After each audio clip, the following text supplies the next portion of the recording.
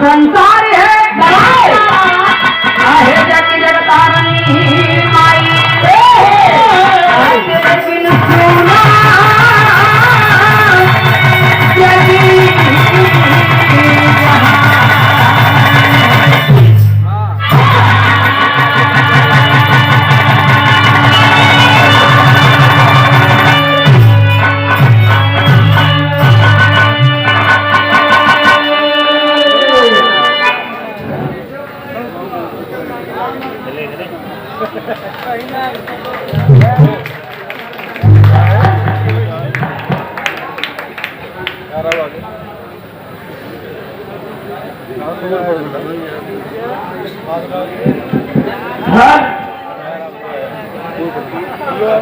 Hello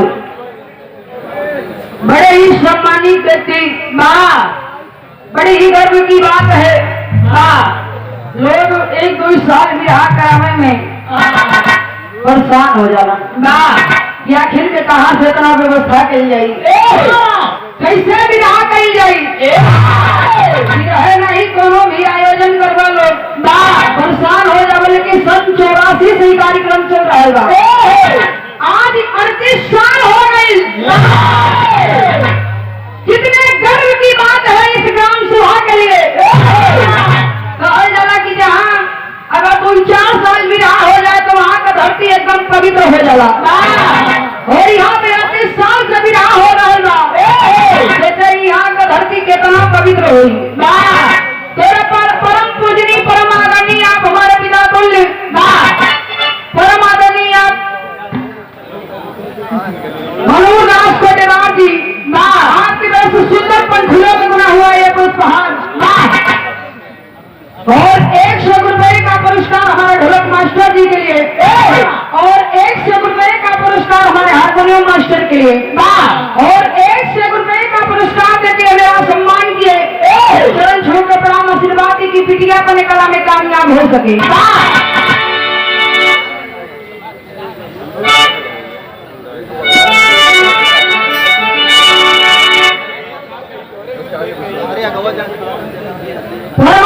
बड़े ही सम्मानित व्यक्ति दिनेश कुमार यादव उर्फ बहू यादव आपकी तरफ से सुंदर पंखुड़ियों का गुना हुआ यह पुष्पहार और 500 रुपए का पुरस्कार देकर सम्मान किए चरण छू के प्रणाम आशीर्वाद की बिटिया अपने कला में कामयाब हो सके।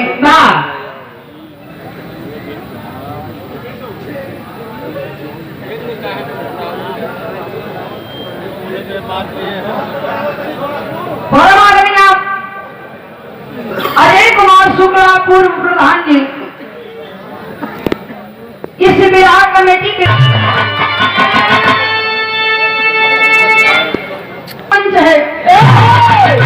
बड़े ही गर्व की बात आज जिस मंच पे विवाह गाने का सौभाग्य प्राप्त हुआ इस मंच पे हमारे पूज्य हमारे गुरु जी स्वर्गीय हैदर गुरु जी इतना दिन से कार्यक्रम हो रहा था लेकिन एक मंच उनका फिक्स था। दूसरे तरफ चाहे जो भी कलाकार आए लेकिन जब तक गुरु जी हैदर अली जुगनू जी इस दुनिया में थे तब तक उनका एक मंच फिक्स था। बाकी ऐसे बड़ी कलाकार नहीं होंगे इस पावन पवित्र धरती पे आके इस मंच पे विरहा नहीं गाए होंगे। कम से कम इस मंच इस ग्राम सभा के आप लोग जोरदार तालियों से सम्मान करिए।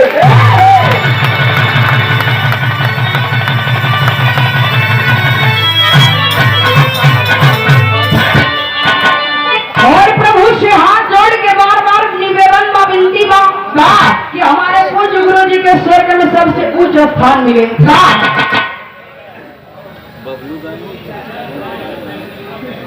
सूर्यमणि चाचा जी यूनियन बैंक से रिटायर हुए हैं आपकी तरफ से 100 रुपए का पुरस्कार चाचा जी के बहुत बहुत प्रणाम। सभी दूर दूर से आए अतिथि लगन के हम गायिका प्रतिपाल पालसी सहित तहसील मेघालय प्रयागराज की धरती से हीरा लगन के हाथ जोड़ के नमस्कारी बाबू लगन के चरण छू के प्रणाम। सब लगन के कार्यक्रम में स्वागत नंदन अभिनंदन और बड़े ही सम्मानित व्यक्ति ओम प्रकाश नेकपाल जी बिहार समाज आपका इतना बड़ा सम्मान करता है और हम भी आपका सम्मान करते हैं। हम तो ये मानते हैं कि प्रयागराज में गुरुओं के जाने के बाद आपसे सम्मानित कलाकार कोई नहीं है। इस प्रयागराज में जो हमारा मानना है ओम प्रकाश नेकपाल जी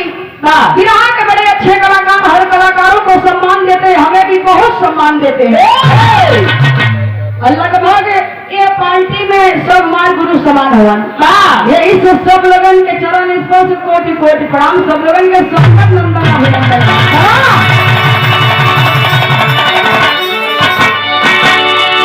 भक्ति कोनो भी कार्य करे के पहले अपने इष्ट देवी देवता के पूजा अर्चना करेला जैसे धन के चाहे वाले लोग माई लक्ष्मी के पूजन करेले बलि के चाहे वाले लोग बजरंग बली के पूजन करेले चोरी करे वाले लोग कामरात्रि माई के पूजन करेले हम लोगन जिसा गवैया बजैया लोग साथे साथे चढ़वैया लोग चढ़वैया यानी कि ड्राइवर भैया लोग जब गाड़ी की स्टीयरिंग पे बैठे लगे तो माई के खूब मनाए हैं ये माई तो राम लेके जैसे बैठे थे वैसे ही सुमेरे ऊपर है। लेकिन गवैया बजैया लोग माई बीरावानी के दरबार में जाके माई आज तोहार राम लेके तोहरे सहारे समाज में आई है देखे ली चाहे नैया के पार लगावा चाहे बीच में धार में डुबावा बिटिया माई के दरबार में जाके अरज लगावे कहे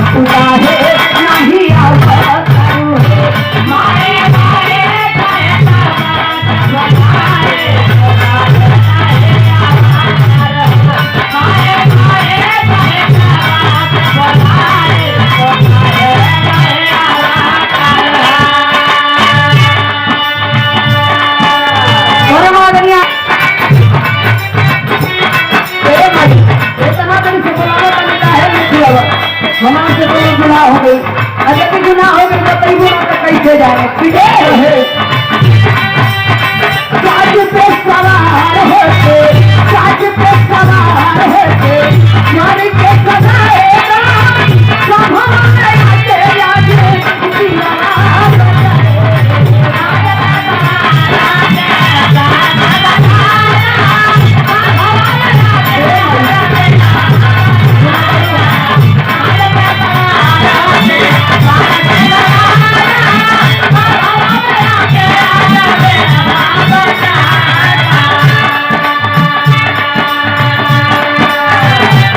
हरियाणा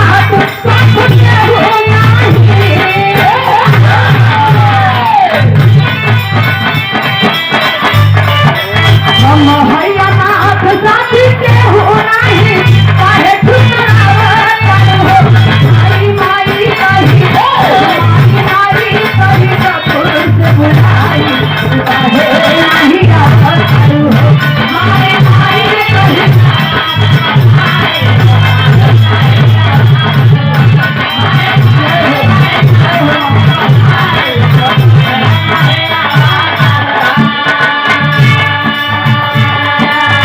रुपया पैसा धन दौलत का लालच नहीं बा इतने लालच बा की सभा में आके स्वर संगीत साज बाज के सजा दा जुबान से जवन कुछ निकले कोनो गलत निकले जवन निकले भी जवन के अच्छा लागे मन के मोह ले कहा है तेरे चाहत बल्कि ये भाई एक चीज की उड़ी चाहत बजाने इंसान ये कठाड़ी खातिर माई ये कठाड़ी खातिर माई कि हम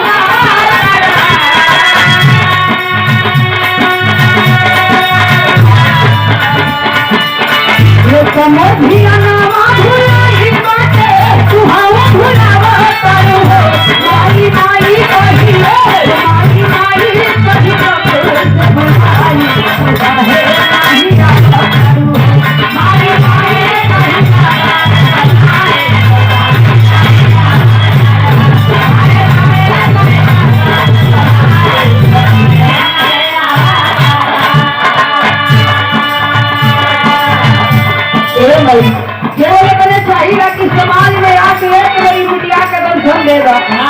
काहे से दुनिया तो भुलाइए दिले तू हम भुलावत यदि तू भुला देबो तो केकरे सहारे रहे माई ना तोहरे सिवाय दुनिया में मार के हो नहीं थे लेकिन चाहे केहू के तोहरे ऊपर भरोसा है थे या ना होथे लेकिन हमें पूरा पूरा भरोसा है ना का जाने लू